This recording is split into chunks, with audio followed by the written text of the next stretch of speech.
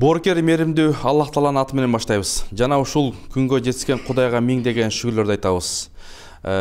Урматтуу бир туугандар, мына Кудай буйрса орозо келди. Ушул орозодо биз орозо деген эмне деген теманын тегерегинде сөз кылабыз. Анткени жан кармап аткан, жаңы орозону сүйүнүп күтүп аткан биздин досторубуз жана бир туугандарыбыз өтө көп. Ушул орозо темасында сүйлөө үчүн биз Бишкек шаарыбызда жайгашкан Расул Акрам Ислам институтунун жалпы жаштары менен жана төрүбүздүн куттуу устаздарыбыз менен сөз кылабыз. Биз менен аягына чейин бирге болуңуздар. Анда ушул серепчи болуп, ушул жаштарыбызга талим тарбия берип, өзүнүн тажрыйбасын, билимин, илимин арнап келген устаздарыбызды тааныштырып өтсөк. Расул Акрам Ислам институтунун мүдүрү Садирдин Үметов устазыбыз конокто. Жана ошондой эле Расул Акрам институтунун мугалими Бактыбек Усманов устазыбыз. Анан урматтуу устаздар, анда сөз ошол сиздерден болсун. Баягы бизде негизи ар бир нерсе ниетке жараша болот. Анан ошол кээ бир туугандарыбыз мындай орозону ар кандай кармайт экен. Бирөөлөр баягы арыктайын деп кармайт экен, бирөөлөр күйөөм айтты эле деп кармайт экен, да бирөөлөр шеф айтты эле дейт экен. Деги эле орозо деген ушул терминге токтолсок, сөз сиздерде. Иннальхамдулиллах ва салату вассаламу аля расулиллах, сумма амма ба'д. Ассаламу алейкум ва рахматуллахи ва баракатуху. Алла Таала баардыгыбызга ушу орозону тутуп, жана орозонун мүнөзү менен мүнөздөлүшүбүздү Кудай Таалам баарыбызга насип кылган болсун. Эми негизинен Кур'ан-ы Каримде Алла Таала Кур'анда мынтип буйруган: يا أيها الذين آمنوا كتب عليكم الصيام كما كتب على الذين من قبلكم. Орозо силерге фарз кылынды, силерден мурдагы коомго орозо фарз кылынгандай деп. Тафсир Жалалайндин дагы хашиясы бар, тафсири бар, кенен айтылган. Ушул тафсирде мынтип келиптир: бизден мурдагы коомдор да орозо кармаган.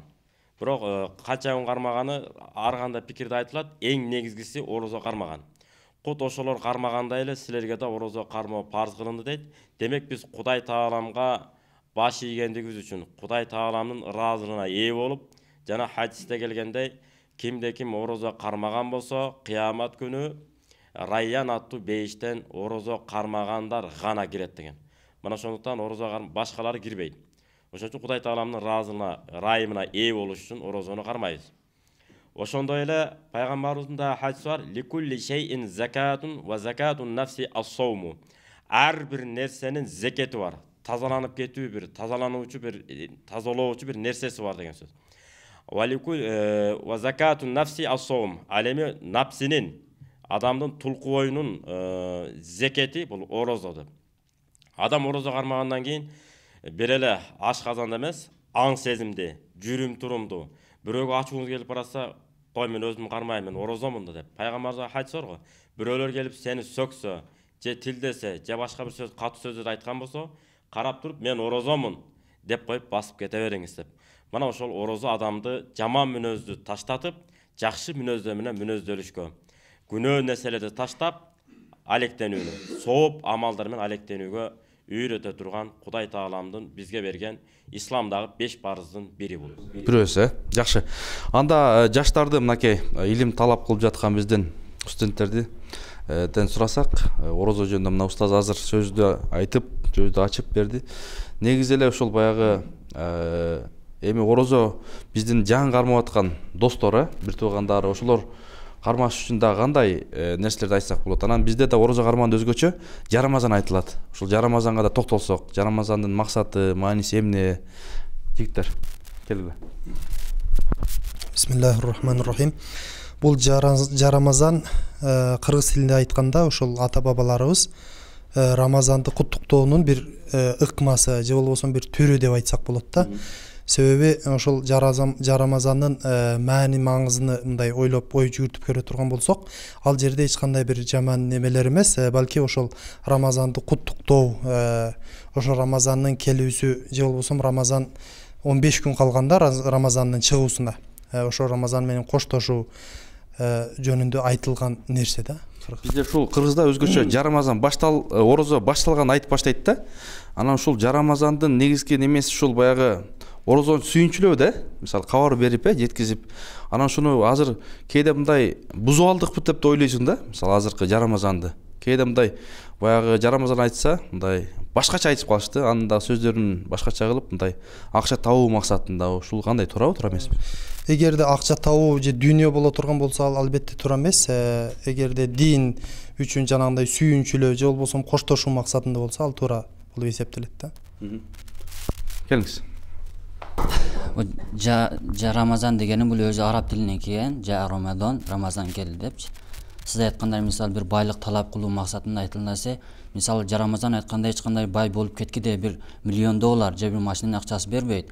Болгону айылдарда жаш балдар ошо Рамазан келди деп сүйүнүп бир үйгө барса, 20 сом берип коет же жумуртка бирдекен берип коет да. Эмне үчүн биз жаш балдар буну тийишибиз керек? Себеп дегенде мисал жаңы жыл келерде мисал башка немелер келгенде динде жок нерселерди ал динсиздер мисал бир ай бир 15 күн калганда эмес, бир ай калганда, бир жыл калганда мисал даярданаттыр ошогочу. Мисал аракка акча камданышат, мисал салютка акча сарпташат. Бир мындай эч кандай бир зыяны жок. Ооба. Жакшы. Устаз, айтсаңыз, мынакей сиздин тажрыйбаңызда деги эле мына азыр орозону канча жаштан кармаш керек? Ана кимдер кармаса болот? Кимдер ушул баягы кимдерге парз болот? Анан неге 30 күн болуп калат? Кээде неге 29 күн болуп калат? Бисмиллахир-рахманир-рахим. Нахмадуху ва нусалли аля расулихил карим ва нахну аля залика минаш-шахидин ва шакирин. Ассаламу алейкум ва рахматуллахи ва баракату. Биринчиден ушул жерде отурган студенттерди жана бүткүл Кыргызстандагы мусулмандар жана бүткүл дүйнөдөгү мусулмандарды Рамазан айы менен куттуктап, баарынын жүрөктөрүнө иман, колдоруна береке каалап кетмекчибиз. Анан бул Рамазан кимге парыз болот дегенде, биринчиден ошол эркек бала 12 жаштан башталат эркек балдарга. Кыз балдарга ошол 9 жаштан үйдөсүнө Рамазан орозо тутуу парыз болуп башталат. Андан кийин бүткүл аял эркекке баарына парыз болот, бирок арасында ооруп калган же болбосо сапарга чыккан кишилерге парыз болбойт. Ооруганда дагы аны баягы врачтар айтыш керек. Анан бир аз эле баш ооруп же бир аз ичи ооруп же кандай бир орозону кармай турган деңгээлде боло турган оору болсо аны кармаш керек. Жана врачтарга барсаң, мисалы орозону кое турса болот десе, ошол баягы кийин казасын берип, андан Врачтын аныктамасы менен демек. Врачтын аныктамасы менен болуш керек. Анан ооруп калды устаз, ушул жерде ооруп калды, анан ооруп калып, баягы орозо эми кыжалат болуп атат да. Мен оорубасам кармайт элем деген бир мындай жүрөктө бир ой болушу мүмкүн. Анан ошол баягы бир мындай орозону кармады деген бир сооп алыш үчүн эмнелерди кылыш керек? Эми жанагы пайгамбарыбыз саллаллаху алейхи ва салламдын да ушундай чоң бир хадис бар, улуу хадисин айтат: "Иннамал амалу бин-ният" деп, же болбосо сахабалардан да бул риваят келген. Ар бир амал ниетиңе жараша деп. Ошол канчалган инсандар эртең күнү кыяматка барып, өздөрүнүн жанагы китебин алган учурда канчалган ажылыга барды, канчалган орозо кармады, канчалган кедейге таам берди деген нерселер көрүп калышат дейт да. Ошондо таң калышат дейт. Аллах, бул амалдар мен кылбадым эле го деп Алладан сурап таң калышат дейт да. Ошондо Алла Тааладан ошо периштелер жооп берет дейт. Эмне сен ушул нерсени аткарам деп ушунчалык катуу ниет кылдың дейт, бирок ошол ниетиңе жетпей аттың дейт да. Канчалык инсандар бар, кедей колунда жок. Колунда бар болсо экен, бай болсо экен, ушул байлыгым менен ушул кедейлерге жардам берсем экен. Же болбосо колунда бар болсо бир Алланын үйүнүн зыярат кылып ажылыкка барып келсем экен. Же болбосо оору учурунда бир орозо кармасам экен, ушундай улуу ай экен ушул деп ушунчалык ниетин туура кылса, иншалла Алла Таалам дагы эле болсо ошол Алла Тааламдын рахматы кең, райымдуу пенделерге ошол ниетине жараша соопту бере берет. Анан дагы бир айтып кетчү нерсе, ошол жана сапарга чыкканда дагы орозо уруксат берилет. Ал жерде уруксат берилет дагы, кармаса да болот, болбосо кыйынчылык болуп калса кармабастан кийин орозонун казасын берсе болот. Демек күнүнө күн толуктап берет. Орозо бүткөндө жакшы, анда жигиттерди угалы, мынакей. Азыр өзгөчө баягы мындай кээрде ушундай бир орозо кармагандар бар, айдын башында, анан ортосу 3 күн, анан кийин бүтөрдө 3 күн депчи, ушул мында маани маңызы эмнеге алып барат бул баягы же балким жаш балдарды мындай үйрөтүүбү кандай экениңиздер? Бисмиллахир-рахманир-рахим. Негизи эле ушул орозонун башында 3 күн, ортосунда 3 күн, анан аягында 3 күн деген бул сөз ушундай нерселер илгертен болуп келген кыргыз элибизде. Негизи эле бул нерседен максат ата бабаларыбыз ушул балагатка жетпеген балдарды, кыздарды ушул орозого чейин балагатка жеткенден кийин орозо тутууда кыйналбасын үчүн мындайча айтканда ошол тарбия катары, Үйрөтүү үчүн, үйрөтүү тарбия катары ушул милдеттүү түрдө туттурбастан эле эгер өздөрү кааласа ушул башында 3 күн кармап, уже 3 күн кармагандан кийин ал адам өзүн сезе баштайт, кыйынчылыгын, кыйнала баштайт, анан ошол себептен таштап атып, анан жарымына келгенде кайра туткусу келип, ошентип отуруп, ошол мындайча айтканда ошол бир тарбия катары калып калган нерсе да. Азыр мынакей устаздар да айтпадыбы? Анан буга сиздер кандай карайсыздар? Кээ бир ата-энелер бар экен да, ата-энелер бар экен. Баласы 15-те, 18-де, баласы кыз, бирок сен жашсың. Анан кийин деп коет экен да. Кармайын десе карматпайт экен. Анан мына 12 жаштан кыз бала 9 жаштан балакатка жетилет турбайбы? Ошол саналат, кармаса болот экен. Анан эми ошондой ата-энелерге эмне дейт элеңиз? Эми андай ата-энелерге биринчиден Кудай таалам жүрөгүнө ыйман берсин, инсап берсин. Экинчиден андай кылган туура эмес. Ошондой болсо дагы андай кылбаганга аракеттенип, ошол азыр устаздар айтып өткөн убакыт жашка жетиби, ата-энелер өздөрү дагы башчы болуп, ушул башында туруп, ушул уул кыздарын орозо кармаганга буйруп, ошого насаат кылып, жакшы сөздөрүн айтып, ушул иштерди кылдырса өтө жакшы болот. Анан дагы ушундай көйгөйлөр бар Кыргызстанда. Мисалы тилекке каршы урматтуу устаздар, жанагы мен күнөө деле кылган эмесмин, ичпейм, чекпейм, түз жүрөм, жолдон чыкпайм, күнөөм деле жок деп коет да. Бул баягы орозо кармагандар жалашуу күнөөсүн күнөөкөрлөр кармайт деген сөздөр айтылып жүрөт. Анан ушул кандай шариатта бир аалым айткан турбайбы? Жашыңыз 90га келип калды. Эгерде ата-энеңиз тирилип келип калса эмне кылат элеңиз десе, башымды атамдын же апамдын санына коюп алып 5 жашар балада эле эркелейт элем дептир. Анткени биз бала ата-эненин алдында канчага чыксак дагы баары бир балабыз. Бала бойдон кала беребиз. Эми ата-эненин мээримине Алла разы болсун. Бирок ошонсо да баланы сен баласың, сен жашсың дей берип, мен баламын, мен жашмын деп бала акыл эси, аң сезими, эрдиги өспөй калышы мүмкүн. Мисалы Хашит ибн Абидин деген китепте келет. Пайгамбар Мухаммад саллаллаху алейхи вассалам намаздан, зикирден, ибадаттан, негизги ибадаттан бошогондон кийин элге кайрылганда дароо ошол замат молдош токунуп отуруп алыш экен. Малдаш токунуп деп коет, молдош токунуп. Ошентип молдош токунуп отуруш экен. Андан кийин кайнатасы Абу Бакыр, Умар, күйөө балдары Азирети Усман, анан Али радhiyallahu anh да молдош токунуп отурган. Ошо молдош токунуп отурганда буга эркектик мүнөз менен мүнөздөлүш, жана абир, арнамыз деген нерселер бекемделет экен. Эгерде биз аялдарды туурап отурабыз, аялдын мүнөздөрү менен мүнөздөлүп калышыбыз мүмкүн экен. Ошондуктан ислам алымдарынан бирөө мынтип айткан экен. Эгерде ида тааннасар rijal таарражатил тин нисау деген. Эгерде эркектер аялдардын мүнөзү менен мүнөздөлө турган болсо, анда аялдар эркектин мүнөзү менен мүнөздөлөт деп. Кандай эле үйдө бала чака багышым керек, мичим керек, сен да оокат кылышың керек деп, аялдарыбызды базарга же болбосо жабыр ишкердикке жөндөмү жок болсо сен болушуң керек деп кыстаган кезде, аялдарыбыз эркектин ишин мойнуна алгандан кийин эркектин мүнөзү менен мүнөздөлүп, эркектердин даражасы ылдый түшүп калган себеби ошондо. Кут ошол сыяктуу кыргыздар деле мынтип айткан экен. 30-ында орогор албаган кылычында кылыч чаба албайт деп. Ошондуктан баланы кичинекей кезинде 6 жашка чейин пайгамбар сыйлагандай сыйлашыбыз керек экен. Ал эми 6 жаштан өткөндөн кийин колуңда жумшап жатып ал деген жок. Колуңда жумшап үйрөткөн. Үйрөтүш керек экен. Бала мынакей жана туура сөз айтылып атат. Башында 3 күн, ортосунда 3 күн, аягында 3 күн. Баланын аң сезимин, көкөрөгүндөгү ашказанын көнүктүрүү, ошол нерсеге калыптандыруу. Андан кийин балам гана сен эркек болдуң, чоңойдуң балам деп туруп, ал эми 7 жаштан өткөндөн кийин пайгамбар намазга буйрук кылат экен да. Ошо 7 жаштан өткөндөн кийин ибадатка кадыресе көндүрүп, мейман келсе тозуп алдырып, колго суу куй, элдин көзүнчө көп сүйлөө, оозуңду жаап, чайна, мисалы, чай ичкенде да үнүңдү чыгарбай акырын ич, нан чайнаганда үнү кылбасын, эстегенде 32 кишин көрүнүп калбасын ачылганда мынтип депчи. Оозуңду жаап эсте, мына адеп акылап ушундай балам деп. Анан адамдын көзүнө тике карап учураш, ассаламу алейкум деп мындай кылып. Ошол нерселердин баарын калыптандырыш керек. Ошондон ошол сыяктуу орозону дагы балам карма деп. Болгону ашказанына, ден соолугуна күч келбеш керек. Анткени ашказанына, ден соолугуна күч келгидей даражада баланы кыйнап койсо бул зулум. Ибн Иная деген китеп бар, Мухтасардын шархы. Фатху Бабил Иная, автору Молла Аль-Кары. Ушул китепте келет. Кайсы бир күн кожоюндун кызматтары, тапшырмалары көп болуп кетип, ошолорду аткарам деп шай ууп калган болсо, кыйналып кеткен болсо, оозун ачып алсын дейт. Кот ошондой эле, келин дагы ошондой, аял киши дагы. Эгерде кызматы, кайын журтунун кызматы өтө көп болуп кетип, күйөөсү. Демек, боюнда болгон кыз келиндерчи кандай? Ага чейин эле.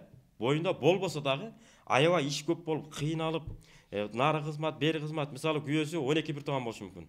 5 кыз, 6, 7 эркек дегендей. Кейлеркеде 17, 17ден Кудайым берген. Эми азыркы илгер батыр энелер ошондой болгон экен. Милдетте эле кылбаптыр, жөн эле зымпыйт тарбиялап коюптур.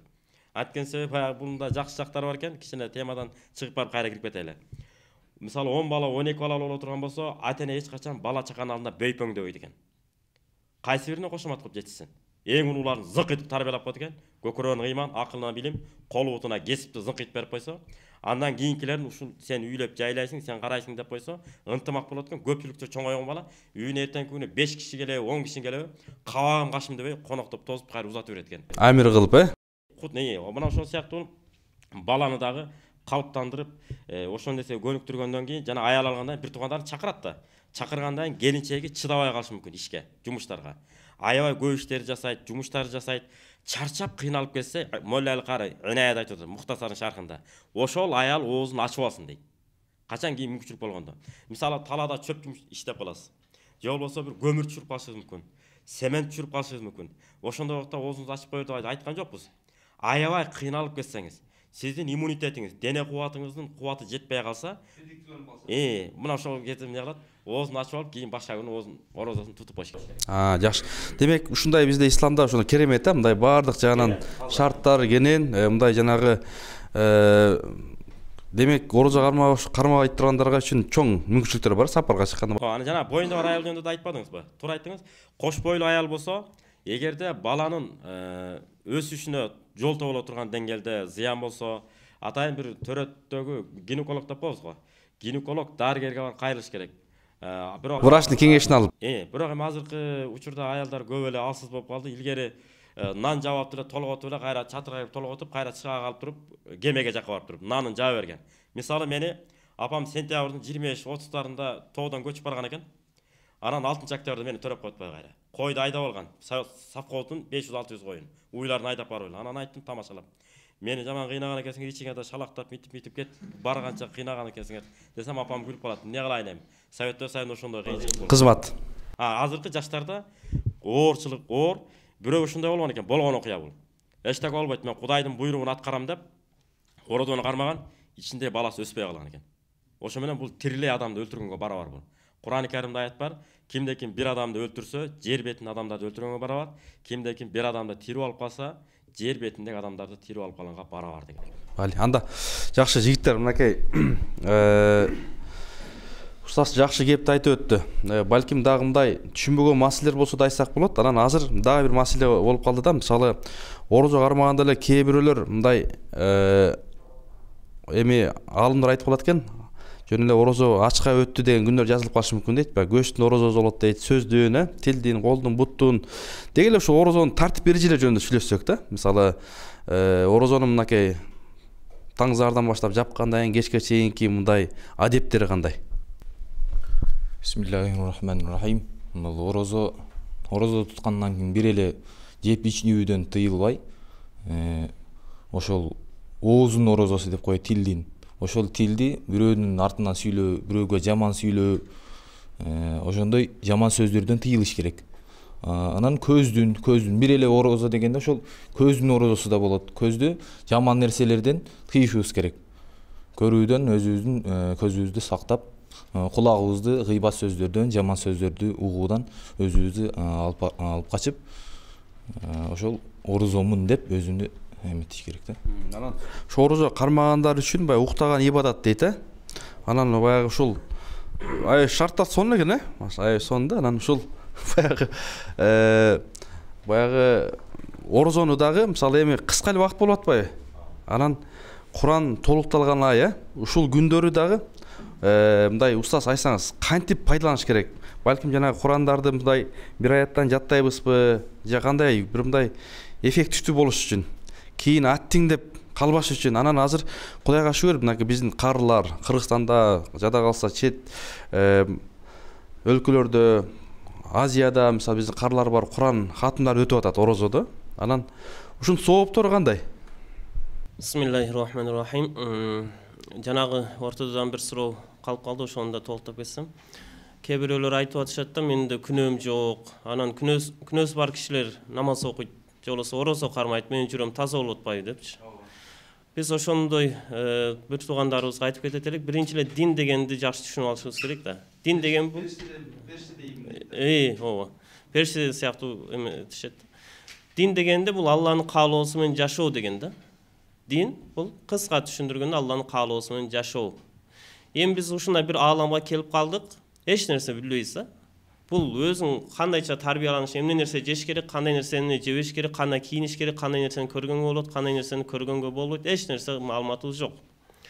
Бул жөнүндө периштелер дагы, жада калса иблис дагы маалыматы жок эле инсан жөнүндө. Ошол орун басарым жаратам деген учурда эч ким илими жок эле. Ошол сыяктуу инсандын да илими жок болуп атат. Ошол себептен азыр кичинекей эле могул бир телефонду, сотканы кандай пайдаланам десек, ошону жасаган кишинин каалоосу менен пайдаланып атабыз да. Ошол киши кандай каалап жасап койгон болсо, ошол кишинин каалоосу менен сууга салбайбыз, жанагындай таштаныга таштап койбойбуз, ошол кишинин каалоосу менен колдонуп атабыз. Микрофонду же ар бир нерсени. Эми кантип өзүбүзгө келгенде өзүнүн каалоосу менен жашап калабыз. Ошондуктан негизи эле ошо орозону кармабай коюшлук өзү чоң күнөө болуп атат да. Намаз окуй коюу бул өзү чоң күнөө болуп атат. Мындан артык кандай күнөө керек? Анан менин жүрөгүм таза деген бул эч качан туура эмес нерсе. Биринчиден. Экинчиден, жанагы орозого кандай сооптор дегенде пайгамбарыбыз саллаллаху алейхи ва саллям бул орозонун фазилаттары жөнүндө, сооптору жөнүндө көптөгөн хадистерди айтып өткөн. Кур'ан-ы Каримдин өзүнө эле карай турган болсок, ошо орозонун пайдасы, сообу жөнүндө айтып атат. Аягында я айюхаллазина аману кутиба алейкумус сиям кама кутиба алаллазина мин кабликум лааллакум таттакун. Орозону эмне үчүн кармайбыз? Кандай пайдасы бар дегенде, лааллакум таттакун, таква болуш үчүн деп атат да. Эми жанагы пайгамбарыбыздын улуу хадисинде айтып атат, хадиси кудси болуп атат. Пайгамбарыбыз айтып атат, ас-саум ли ва ана азбихи деп. Бул орозо мен үчүн деп Алла Таала айтып атат. Орозо мен үчүн дейт. Жана анын соонун мен өзүм берем. Демек чоң сооптордон. Балким башка бирөөлөр мындай орозо мисалы орозо эмес, башка убактарда мисалы намаз окуса көрүнөт. Бирок бул орозо кармаганда эч ким билбейт да. Бир гана Кудай көрүп турат. Бир эле Кудай көрөт. Мисалы намаз окусаң жаныңдагы шериктен көрүп турат, ажыга барсаң көрүп турат, билип турат. Садака берсең көрүп билип турат, зекет бергең билип турат. Бирок орозо кармаганда азыр эч ким билбейт. Азыр арабызда ким орозо? Анан ушул жерде дагы бир маселе бар устаз. Сөзүңүзгө аралжы. Жанагы орозо кармаганда жана ашказандан жаман жыттар чыгат оозтон. Ушул жаман жыттардын шариатта кандай жооп айтат? Эми ушул баягы адам баласы ушундай да. Баягы илими көп жетишкен эместиктен көп орозонун ушундай кысылаттары эмелери бар, аны жакшы билебиз. Азыр баягындай жаман жыттар чыгып атат деп атабыз. Ооба. Паста менен жуусак болот, бирок аны биздин мазхаб боюнча макрух деп айтышат. Жанагы мисвак бар го, ошону колдонсо болот. Бирок ооба. Жакшыраак. Анан жанагы жаман жыттар деп эми бул дүйнөдө ошондой сезилип атат бизге, бирок ошол эң бир жакшы жыт ошо орозонун туткан кишинин оозунан чыккан эң бир жакшы жыт ушул жыт дейт да. Периштелерге Алланын астында болгон эң бир жакшы жыт ушул жыт деп. Жакшы. Рахмат, жакшы. Жигиттерден сурайлы, батырлар. Келиңиз. Урматтуу телекөрүүчүлөр, бүгүн сиздер менен биз ушул Расул Акрам Ислам институтунун жалпы ордосунда, чоң залда, бул жерде биз орозо деген эмне деген темада сөз кылып атабыз. Орозонун тартиптери, эрежелери, кандай сооптору жөнүндө сөз кылып атабыз. Андыктан биз менен аягына чейин аягында кала бериңиздер. жана орозо туткан адамдын оозунан жаман же чыккан немеде пайгамбарыбыз айтканда мен башка үммөттөрдөн 7 нерсе менен айырмаландым дейт да. Ошонун бирөөсү жана орозо туткан адамдын оозунан чыккан жаман жит. Бул дейт акыретте Аллах Тааланын алдында дейт мисвактан жуттуу болуп көрүнөт дейт да. Ошол. Демек, мындай сарсына болбой мен оозум жыттан болот экен, эртең жумушка барсам эмне дейт дебей кармаш керек экен, урматтуу телекөрүүчүлөр. Орозоңуздар кабыл болсун. Баракелде. Жакшы. Келиңиздер да жигиттер. Барбы? Анан жанагы өзгөчө аял заты бизде көп кармайт орозону. Анан жана ниет боюнча дагы токтолсоңуздар, урматтуу устаздар. Баягы бизде ушундай бир модага айланып баратат, шоу болуп баратат кээде мындай. Анан бул жанагы арыктай элем депчи. Анан ошол 30 күн кармап анан ар жагын улап кетем.